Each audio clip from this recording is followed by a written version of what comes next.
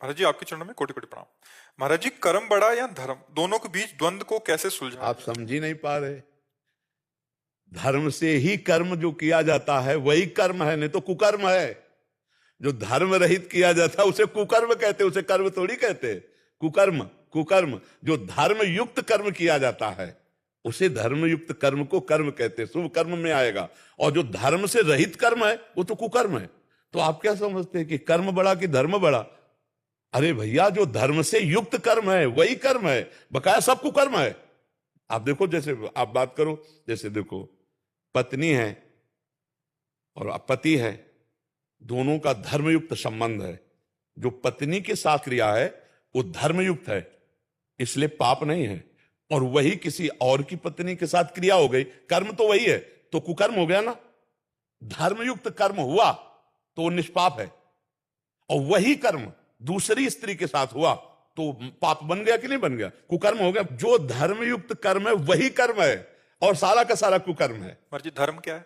धर्म जो शास्त्र और संत महात्मा जिसका प्रवचन करते हैं, निर्णय करते हैं, तस्मात् शास्त्रम प्रमाणन्ते कार्याकार्यो व्यवस्थितो। क्या करना चाहिए क्या नहीं करना चाहिए इसका शास्त्र निर्णय करता है, इसका संत जन निर्णय करते हैं। इसलिए सत्संग सुने तब पता चलेगा कि धर्म किसे कहते हैं और अधर्म किसे कहते हैं। और दूसरी बात, हम कई बार एकांतिक में कहा कि सबके हृदय में परमात्मा विराजमान है। जो ही अधर्म करने चलोगे तो पहले एक झीनी सी आवाज आएगी, ए गलत करने जा रहे हो, ये पाप है। अब उसे ना सुनो तो कर डालो मनमानी, फिर वो हो जाएगा। अंदर सबको भगवान संकेत करते हैं। आप देखना, कभी गलत की जब आप कोई बात सोचोगे तो ये अंदर आ जाएगा, ये गलत है। वो जो ज्ञान दे रहा है वही परमात्मा सबके अंदर बैठा है। इसलिए सत्संग सुनना चाहिए, शास्त्र स्वाध्याय करना चाहिए, जिससे हमें पता चले कि हमारा धर्म क्या है। और साधारण बात तो सबको पता है, हमारी बहन बेटी की तरफ कोई गंदी दृष्टि से देखे तो हमको अच्छा नहीं लगेगा। तो हम किसी की बहन बेटी की तरफ गंदी दृष्टि क्यों देखें? हमारा कोई अपमान करे तो हमें अच्छा नहीं लगेगा, तो हम दूसरे का अपमान क्यों करें? हमारी कोई चोरी करे, बेईमानी करे, झूठ बोले, हमसे कपट करे तो हमें अच्छा नहीं लगेगा। तो आत्मना प्रतिकूलानी परेशान न समाचरित। कुछ बातें तो ऐसी हैं जो स्वाभाविक आपको पता है, लेकिन आप अपनी बहन को बहन समझते हैं, दूसरे की बहन की तरफ दृष्टि गंदी डाल देते हैं। आप अपने तो ईमानदारी का व्यवहार चाहते हैं दूसरे से, लेकिन दूसरे के साथ बेईमानी करने में आप चूक नहीं करेंगे। ये जो गलतियां हैं यही कुकर्म है। महाराज जी, जैसे कर्म करते हैं तो नहीं, कर्म करते हैं किसके आधार पर? उनके प्रति, जैसे मतलब मंदिर नहीं जा सकते या फिर हम मंदिर जाना केवल बात नहीं कह रहे, हर कर्म अपना कर्तव्य। जैसे आपका बच्चा है, उसको डांटना, उसको संभालना, उसको पढ़ाना, ये आपका कर्तव्य है, ये आपका धर्म है। आपकी पत्नी है, उसकी कामना पूर्ण करना, उसके अनुकूल चलना, उसके अनुकूल चलना और उसको धर्म के अनुकूल चलाना, ये धर्म है। आपके माता पिता हैं, आप जैसे आपका छोटी अवस्था में उन्होंने पालन किया कि नहीं, ऐसे आपको अब चाहिए बूढ़ी अवस्था में उनका शौच फेंकिए, उनके कपड़े बदलिए, उनको भोजन पवाइए। ये धर्म कर्म है। और इन सबके पालन के लिए मेहनत करके कमाइए, किसानी के द्वारा, नौकरी के द्वारा, व्यापार के द्वारा कमाकर अपने परिवार का पोषण, ये धर्म के अंतर्गत आता है, ये धर्म कर्म के अंतर्गत। धर्म को शायद ये जैसे इन्होंने लिखा, अच्छे कर्म क्या धर्म के मार्ग पर ले जा सकते हैं? मतलब शायद हमें लगता है धर्म को केवल मंदिर पूजा पाठ को समझते हैं क्या? गुरुदेव, जैसे गीता के अंदर लिखा है कि धर्म का मार्ग पे चलने से ही आपको सारे पापों से नष्ट होते हैं आपके। तो क्या जैसे आज मैं कर्म कर रहा हूं, जैसे मेरे पिताजी के नहीं, आप उसे धर्म को कर्म को अलग बोल रहे हैं। आप एक बेटा हैं तो आपका धर्म बनता है अपने पिता और माता की सेवा करना। आप एक पति हैं तो आपका धर्म बनता है पत्नी का पोषण करना। आप एक पिता हैं तो आपका धर्म बनता है आपके पुत्र का पालन करना। एक भारतीय हैं तो आपका धर्म बनता है राष्ट्र में प्राण समर्पित करना। आप इस बात को समझिए कि आप जो कर्म और धर्म को अलग अलग कह रहे हैं तो ऐसा नहीं हो सकता। कर्म और धर्म एक ही बात है। जो धर्म युक्त है उसे कर्म कहते हैं, पहली भाषा में हम बोले थे आपको शब्द में, और जो धर्म विरुद्ध है उसे कुकर्म कहते हैं। अगर धर्म से विरुद्ध है तो आप अपने माता पिता को गाली देकर थप्पड़ मार दिया, कुकर्म हो गया? हो गया नहीं हो गया? तो धर्म हमारा कहता है कि हम बेटा हैं तो उन्हें भगवान की तरह माने। धर्म हमारा कहता है कि पत्नी ने पूरा जीवन समर्पित किया है तो उसकी चार बातें सुन लें और उसकी कामना की पूर्ति करें, क्योंकि पाणी ग्रहण हमने लिया, पत्नी ने नहीं। हमारे हाथ में रखा गया। ऐसे पाणी ग्रहण का मतलब होता है आज से मैं तुम्हारे पूरे जीवन का निर्वाह करता हूं। अपना धर्म पालन करना। हम लोग क्या करते हैं कि अपना कर्तव्य भूल करके सामने वाले के कर्तव्य, कि ये पत्नी तो इसका क्या कर्तव्य बनता है, ये बेटा है तो इसका क्या कर्तव्य बनता है, ये माता पिता है इनका क्या कर्तव्य बनता है, हम ये भूल गए कि इनके प्रति हमारा क्या कर्तव्य बनता है। अगर हम अपने कर्तव्य का पालन करने वाले हैं तो वही धर्मात्मा पुरुष है, जो अपने कर्तव्य, और अपने कर्तव्य पालन के लिए जब आप कर्म करते हो वो परम पवित्र सत्य और धर्म में कर्म होता है। और जब आप अपने कर्तव्य को भूल करके कर्म करते हो तो कुकर्म बन जाता है।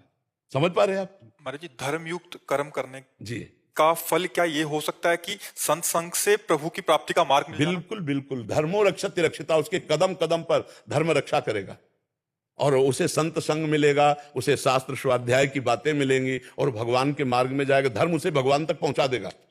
और अगर वो धर्म रहित कर्तव्य कर्म छोड़ करके कर्म करता है तब वो तो पापाचरण, वो तो भ्रष्ट होता चला जाएगा, नष्ट होता चला जाएगा। और सबसे बड़ा धर्म है मनुष्य धर्म। इस समाज का कर्तव्य है, हमारे द्वारा कोई भी समाज में दूषित वातावरण न पैदा होने पावे। हम मनुष्य हैं, पशु नहीं है। कहां देख रहा है समाज? ड्रग्स पी रहे हैं, हुक्का पी रहे हैं, शराब पी रहे हैं, ये girlfriend boyfriend live in relation गंदे गंदे आचरण कर रहे हैं। ये कहाँ कुकर्म में जा रहे हैं? ये धर्म है? ये कर्म तो हो रहे हैं उनसे, लेकिन कौन से कर्म हो रहे हैं? कुकर्म हो रहे हैं। धर्म आचरणों का त्याग हो रहा है। माता पिता की अनुमति के बिना वर का वरण कर लेना, माता पिता को असंतुष्ट करके किसी के साथ भाग जाना वासना पूर्ति के लिए, ये सब कुकर्माचरण तो हो रहे हैं। इनके जीवन कभी सुखी नहीं हो सकते। आप देख लेना, ऐसे जो धर्म का त्याग करने वाले हैं वो कभी सुखी नहीं हो सकते। अंततो गत्वा ऐसे बच्चों को एक ही परिणाम समझ में आता है।